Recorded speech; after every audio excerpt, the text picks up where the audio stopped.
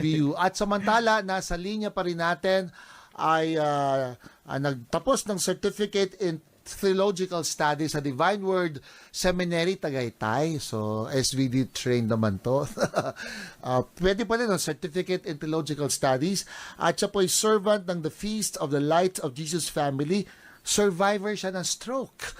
At sabi niya, a girl who loves to spread God's love and make Him known. No? Narito kasama po natin si Diana Lim Miranda. Good evening, Diana. Good evening po, Father Jerome, at Talaga good evening naman. po sa lahat ng mga nanonood sa ating GBU tonight. Nako, doon pa lang sa bati mo, parang... May energy. No? Grabe yung energy. Talagang. Diana, maitanong ko sa'yo ng personal, paano ka magdasal? Ako po, Father Jerome, just to inform po, dahil ako nga po ay kabilang sa millennial generation. Kaya po, nasa akin yung pagkabata na pag-iisip o character. Meron po akong hashtag. At ano po yung hashtag na yon? No? Inform ko kayo, Father said, Father Jerome. Ito po yung pray your way throughout your day. PWDTYD, di ba? PYW, pray your way, TYD, throughout your day. It just simply means na, as for the Diana term, ito po yung chikahan. Prayer for me is my chikahan with our dearest God. Ito po yung constant communication namin. Ika nga, constant communication anytime, anywhere, anyhow, 24/7. Magkausap kami palagi ng Panginoon. Kasi sa akin po, I always believe na God, Father, Jesus, and Holy Spirit is omnipresent. Lagi nandyan. Kaya kahit po nanonood tayong TV, yung mga Korean novela natin, yung mga teleserye natin, di ba? Diyan kasama natin siya. Ako nga po, kahit naglalakad lang, na dati, nung kaya ko pa talagang megang maglakad, dahil ngayon po ay hindi ko na po kaya, na magkakamalan akong crazy. Bakit? Kasi nagsasalita po ako mag-isa. Kasi yun po yung feeling ko na kasama ko si God na I may be alone physically, di ba? But I know may kasama ako. Ganun po. Ganun po ang aking prayer time with God. Diana, salamat dun sa pinakita mo yung joy, no. Ako habang kinikwento mo yung personal prayer life mo, ang una kong naramdaman ay hindi ka lang nagchichika, nag-share ka ng emosyon, no, ng karanasan mo sa Diyos. And kasama ba talaga ang emotions when we communicate to God? Kasama ba yun sa dasal, sa lalim ng dasal, yung emosyon natin? Masaya, malungkot, celebratory? What do you think, Diana? Yes na yes po. Kasi sa totoo naman, God is all-knowing Alam na lahat to Kilala niya, siya nag-create sa atin Kilalang kilala po niya tayo. So, come as you are. Ika nga, di ba, kagaya ni David, di ba, makikita nga natin yun sa Psalms, di ba? Lahat, pag nagagalit siya, sinasabi niya kay God, di ba? Pag may confusion siya, may mga tanong siya kay God, go, sinasabi niya. And with that, with you being yourself, with all the emotions you have, ika, kung sa iba, mauna ka nang magalit sa kanya. Kunyari, nagagalit ka. Kunyari, sa car. Di ba? Paborito natin ng car ngayon. Siningitan, nagalit.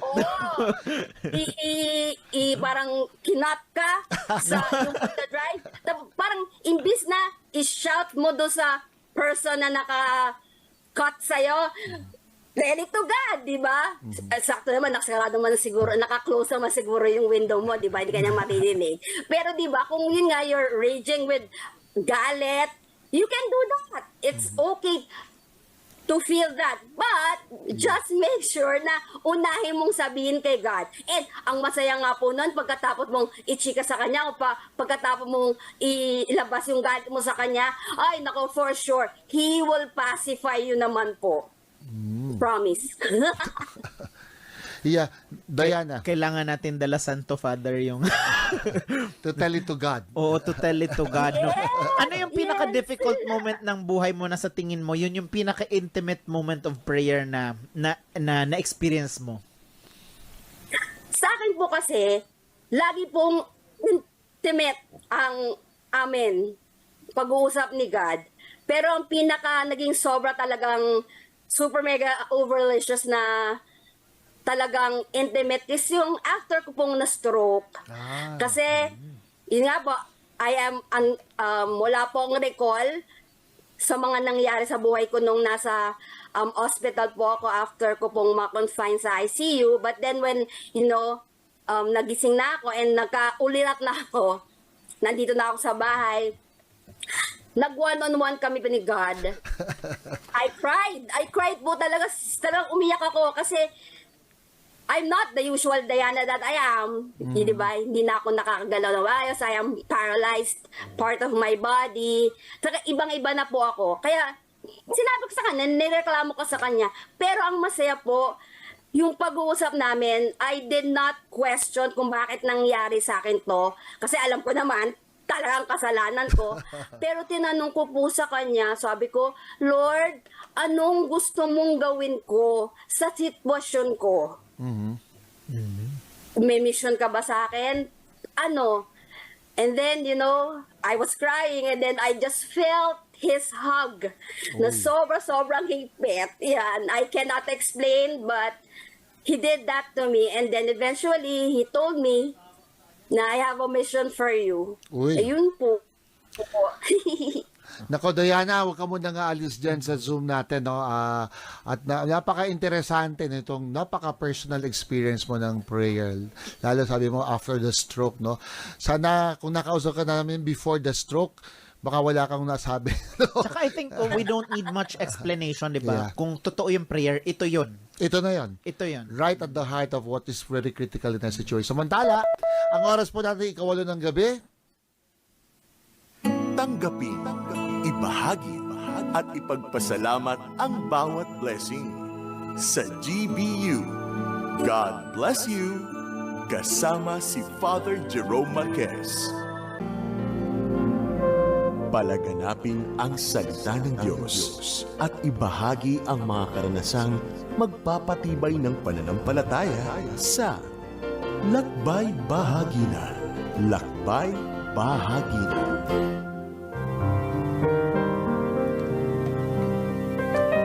Narito po tayo sa GBU. Ito po si Father Jerome, kasama si Father Sed. At kausap namin, nasa linya natin si Diana Lim Miranda ng community ng ng Feast of the Light of Jesus Family. Diana, nandiyan ka pa ba sa ating Zoom link? Yes, Diana. Yes po.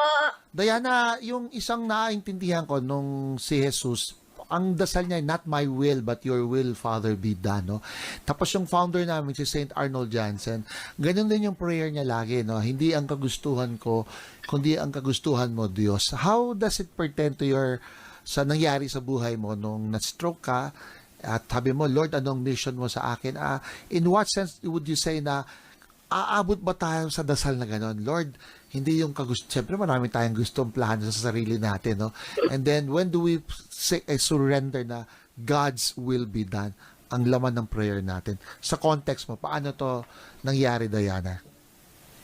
Sa akin po kasi, ako po yung tipo ng tao na pagdating po sa mga wishes, mga likes, talagang sinasabi ko po na parang pag nag-uusap kami ni God, sabihin ko, Lord, gusto ko sana ng ganito, gusto ko sana ganito, ganito. But then, sinasabi ko sa kanya, pero I know, kasi sabi naman niya, di ba, we can be honest with Him about anything, di ba? Di ba?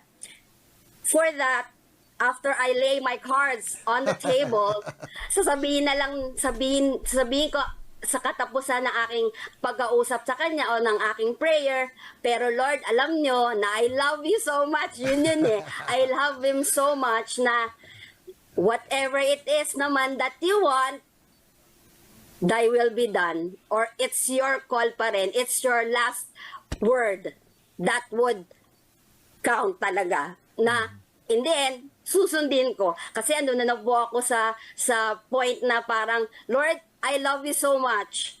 I love you so much na kahit ano nasabihin mo, yun ang gagawin ko. Kahit medyo natatakot ako sa mga papagawa mo sa akin. Pero alam ko naman kasi na mas alam mo na kung ano yung mas makakabuti para sa akin. And ang sweet pa po nga ni God kasi pag sinasabi ko yung like ko na alam ko it would be hard, He will tell me, maybe, you know, in people or in mga situation. Minsan nga po sa mga videos mo, Father Jerome, doon ako kinakausap ni God. Naku, na parang, salamat naman sa Diyos, may naging instrumento kaya siya. sabi ko sa, sorry, I'm so dadal. Kaya nga po sabi ko sa inyo, Father Jerome, di ba, I'm a fan girl of Father Jerome kasi you are Ngayon God's ko lang way. nalaman. Talaga po, you are, yan, naiiyak na rin ako. You are God's way of Him telling me His message. Yun. Kaya thank you din po. Nako, Yun po. you give me a reason also to continue. Yes. Paminsan gusto ko nang gumibap, no? Hindi ganun yung to sustain it, di ba? Father said, no? But I think yun din yung reason ba't ginagawa, we continue to do these things, no? Pero, you. Diana, gusto ko rin malaman kasi kanina nasabi ni Dr. Myla na yung element ng paglalim ay yung pangunahin, yung ito'y personal na relasyon sa Diyos. Ganon yung stress, no? Na paano natin yung mga kabataan, for example, na makita na ang lalim ng panalangin ay hindi sa buladas ng dila o yung galing ng pang-i-Ingles, kundi na doon sa talagang ugnayan. How would you let the young understand doon sa yung level ng ganon, yung personal relationship? Yes, kasi nga po, prayer talaga for me is really a relationship na we can be close to God as we chose to be. 'Di ba? Sa atin, 'di ba? Mga kabataang nakakarinig nito, 'di ba tayo mapo si Lord na nag-good morning tayo sa kanya, na hi Lord, o kahit nga yung simpleng bless us O Lord for this thy gifts, 'di ba? He is so happy At hearing you. may part ba yung Say that. silence dyan, Diana? Is silence can be one of the best prayer forms ba? Yung tahimik lang na naroroon, yung no words, no scriptures, pero yung sabi mo, yung kanina sabi yung God-mindedness natin, will that be also another form of a deep prayer? Tsaka, Diana, connected dun sa sinabi ni Father Jerome, no?